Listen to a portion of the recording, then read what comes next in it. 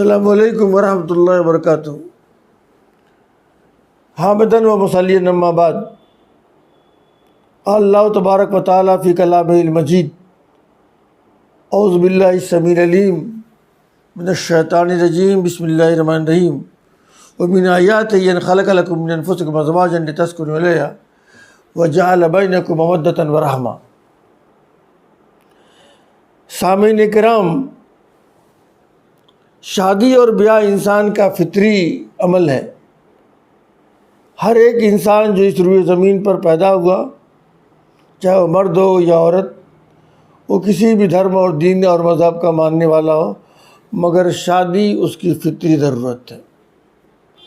مذہب اسلام نے چونکہ یہ فطری ضرورت ہے، اسی لیے فطری دیگر ضروریات کی طرح شادی کو بھی آسان کیا ہے۔ انسان کی فطری ضروریات میں ہوا ہے، اللہ تعالیٰ نے ہوا کو بالکل آسان کر دیا تاکہ جو آدمی جتنی چاہے ہوا لے۔ اسی طریقے سے پانی اور کھانے کا بھی معاملہ ہے، اللہ تعالیٰ نے تمام فطری ضروریات کو بالکل عام کر دیا ہے تاکہ کسی آدمی کو کوئی دقت نہ ہو۔ ایسے ہی انسان کی فطری ضرورت شادی بھی ہے، تو شریعت نے شادی کو بھی آسان کر دیا ہے تاکہ جس طریقے سے ہوا لینے کے لیے کوئی دقت نہیں ہوتی، آدمی ہوا لے لیتا ہے، پانی پینے میں کوئی دقت نہیں ہوتی، پانی پی لیتا ہے، کھانے میں کوئی دقت نہیں ہو، کھانا کھا لیتا ہے، ایسے ہی شادی بھی کرنے میں کوئی دقت نہ ہو، تاکہ کسی بھی آدمی کی شادی یا کسی مرد یا کسی عورت کی شادی میں تاخیر نہ ہو۔ کیونکہ شادی میں جب تاخیر ہوتی ہے تو اس کے بجائے مثبت کے منفی اثرات مرتب ہوتے ہیں۔ اس کی مثال آپ اس طریقے سے سمجھیں کہ جس طریقے سے کہ چشمے سے پانی نکل رہا ہو، اگر نکلنے والے پانی کو آپ صحیح راستہ نہیں دیں گے تو ایسی صورت میں وہ قرب و جوار کی زمین کو کیچڑ میں تبدیل کر دے گا اور پورا علاقہ خراب ہو جائے گا، اس لیے کہ اس کو آپ نے صحیح راستہ نہیں دیا پانی کا۔ اگر صحیح راستہ دیا ہوتا تو چشمے کا پانی نکل جاتا اور قرب و جوار کی زمین خراب نہ ہوتی۔ بالکل ٹھیک ایسے ہی جب ایک لڑکا جوان ہو جاتا ہے یا ایک لڑکی جوان ہو جاتی ہے تو اس کی فطری ضرورت ہے شادی۔ اگر اس کو ہم شادی کے بندھن میں نہیں باندھیں گے اور دونوں ایک دوسرے سے مل کر اپنی ضروریات کی تکمیل نہیں کریں گے تو پھر ایسی صورت میں ہوگا یہ کہ اس کے منفی اثرات مرتب ہوں گے، سماج پر، معاشرے پر، سوسائٹی پر اور وہاں بسنے والے لوگوں پر اس کے برے اثرات مرتب ہوں گے۔ اسی لیے شریعت نے نکاح کو اور شادی کو کافی آسان کر دیا ہے۔ ایک روایت جو حضرت عائشہ رضی اللہ تعالیٰ عنہ سے مروی ہے، وہ کہتی ہے کہ آپ نے فرمایا کہ نعادم النکاح برکتاً ایسر معونتاً، کہ سب سے بڑا برکت کے لحاظ سے وہ نکاح ہے اور وہ شادی ہے جس کے اندر کم سے کم خرچ ہو، جو خرچ کے لحاظ سے آسان ہو۔ اور ایک اور دوسری روایت کے اندر ہے کہ خیر النکاح ایسر ہو، کہ سب سے بہترین نکاح آسان ہے۔ گویا کہ جس نکاح میں، جس شادی میں کم سے کم خرچ ہو، جس نکاح اور شادی میں لوگوں کو بہت زیادہ تگ و دو اور محنت نہ کرنی پڑے اور اپنے کو بیچنے اور فروخت نہ کرنا پڑے، کم سے کم خرچ ہو اور شادی ہو جائے تو شریعت اس کو بہتر قرار دیتی ہے۔ بخاری شریف کی ایک روایت ہے، ایک عورت رسول اکرم صلی اللہ علیہ وسلم کی خدمت میں تشریف لائی اور اس نے کہا کہ میں اپنے کو آپ کو ہبا کرتی ہوں۔ آپ نے نیچے اوپر اس کو دیکھا اور خاموش ہو گئے۔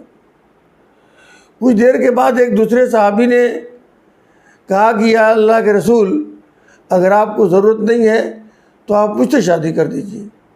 پوچھا کہ تمہارے پاس کچھ ہے؟ کہا کہ صرف یہ ایک چادر ہے۔ تو کہا اگر تم چادر دے دو گے تم کیا کرو گے؟ تو کہا کہ اس کو آدھی دے دوں گا اور آدھی میں لوں گا۔ آپ نے کہا کہ جاؤ دیکھو گھر کوئی چیز مل جائے۔ التمس ولو خاتما من حدید، جاؤ دیکھو ہو سکتا ہے کہ تم کو کوئی لوہے کی انگوٹھی مل جائے۔ وہ گئے اور لوٹ کر آئے اور لوٹ کر آنے کے بعد کہا کہ نہیں میرے پاس کچھ نہیں ہے، اور اس کے بعد وہ بیٹھ گئے۔ کچھ دیر کے بعد وہ صحابی رسول اٹھ کر جانے لگے تو اللہ کے رسول صلی اللہ علیہ وسلم نے ان کو بلایا اور کہا کہ زوج تو کہا بما معک من القرآن، اس سے پہلے آپ ان سے یہ پوچھ چکے تھے کہ کچھ آپ کو قرآن یاد ہے؟ انہوں نے کہا کہ ہاں بالکل قرآن یاد ہے۔ تو کہا کہ اسی قرآن کے عوض میں نے آپ کے یہ عقد میں دے دیا۔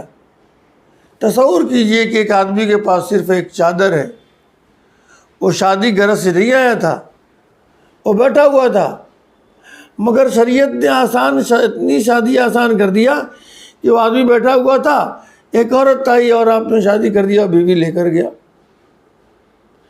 تو شادی کرنے کے لیے لے دے کے آدمی کو اپنی وسعت، اپنی طاقت، اپنی قوت اور اپنی استعداد کے مطابق کیا چاہیے؟ مہر چاہیے۔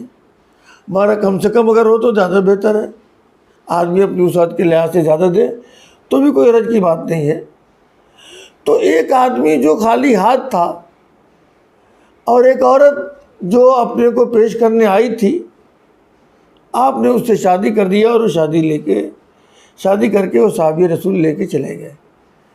تو اتنا ہی آسان ہے نکاح اور شادی، مگر ہم لوگوں نے شادی اور نکاح کو کافی مشکل بنا دیا ہے، کافی دشوار بنا دیا ہے، اور مختلف اس کے لیے اسباب تلاش کرتے ہیں۔ کبھی یہ کہا جاتا ہے کہ بیٹا پڑھ رہا ہے، کبھی کہا جاتا ہے کہ بیٹی پڑھ رہی ہے، کبھی یہ کہا جاتا ہے کہ مکان نہیں ہے، کبھی یہ کہا جاتا ہے کہ ابھی جگاڑ نہیں ہے۔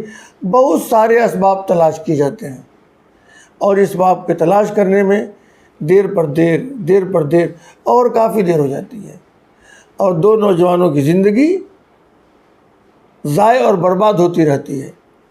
اس لیے شادی کو ہم نے مشکل ضرور بنایا، لیکن آسان بھی بنانا آسان ہی ہے۔ اگر ایک آدمی اس بات کا قصد کر لے کہ مجھے آسان کرنا ہے اور آسانی کے ساتھ شادی کرنا ہے، تو اس میں کوئی رکاوٹ نہیں ہے۔ ایسا بالکل نہیں ہے کہ اگر ایک آدمی بہت ہی سادگی کے ساتھ شادی کر دے تو لوگ اس پر تبصرے کریں گے۔ نہیں، اگر تبصرے کریں گے تو چھپ کے سب تبصرہ کریں گے۔ بیشتر لوگ یہ بات کہیں گے کہ دیکھیے اس آدمی نے شادی کو کتنی سادگی کے ساتھ کر دیا، لوگ اس کو مبارکباد دیں گے۔ اس لیے آج کے دور میں ضرورت اس بات کی ہے کہ ہم لوگ شادی کے اخراجات کو کم کریں، اور جہاں تک ہو سکے کم سے کم خرچ میں شادی کرنے کی کوشش کریں، تاکہ شادی جلدی ہو اور دو نوجوانوں کی زندگی ایک اچھے اور مثبت انداز میں اپنی زندگی گزارے۔ دعا کرنا چاہیے کہ اللہ تعالی ہم سب کو شادی کے معاملے میں سنجیدگی عطا فرمائے اور کم سے کم خرچ میں شادی کرنے کی توفیق بخشے۔